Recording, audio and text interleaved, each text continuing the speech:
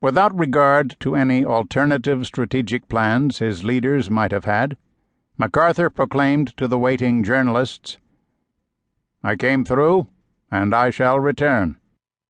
MacArthur was then one of America's best-known soldiers, the youngest division general during World War I, and a former Army Chief of Staff whose defense of the Philippines transfixed the nation in the months following Pearl Harbor.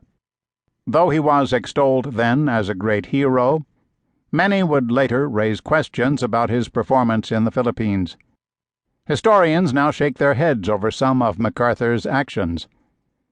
Allowing half his aircraft to be destroyed on the ground 12 hours after Pearl Harbor, his decision to defend the beaches with wholly inadequate forces, and his failure to stockpile adequate food and supplies to sustain his long-planned defense of Bataan.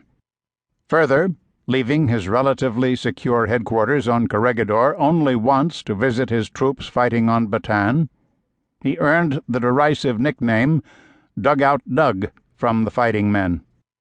MacArthur was actually very brave, but because of his habitual aloofness it would take some time to erase that negative image.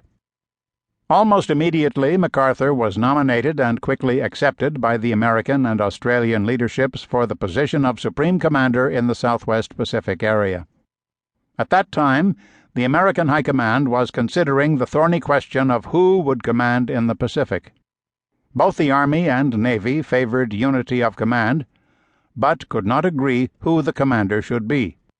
With strong support from the War Department, the American President, the Australian government, and the public of both nations, MacArthur was the obvious choice if an Army general was appointed.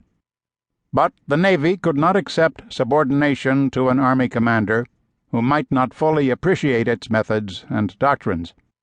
Expecting that the conflict in the Pacific would principally be a naval war, Admiral Ernest J. King, Chief of Naval Operations and Commander-in-Chief of the U.S. Fleet, wanted overall command to go to Nimitz.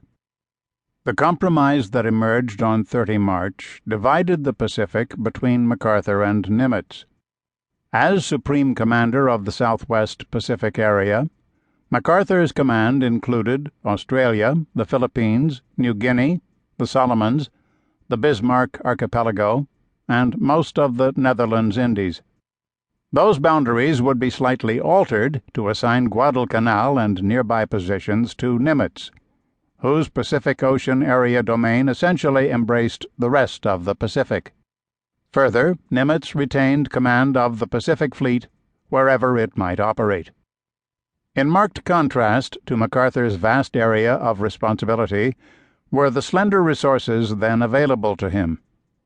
Fewer than 250 American combat aircraft, a single regular Australian division, and several divisions of partially trained Australian militia. MacArthur later claimed that he immediately scrapped a defense plan established by the Australian Chiefs of Staff that would have meant retreating well into Australia's frontiers, and instead resolved to aggressively confront the enemy on New Guinea. He described this as one of the most decisive and radical and difficult decisions of the war.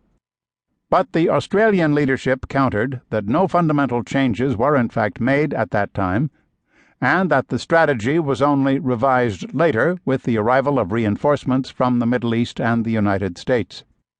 Whatever the truth, it was ultimately decided that New Guinea would be the battleground where Australia would be defended.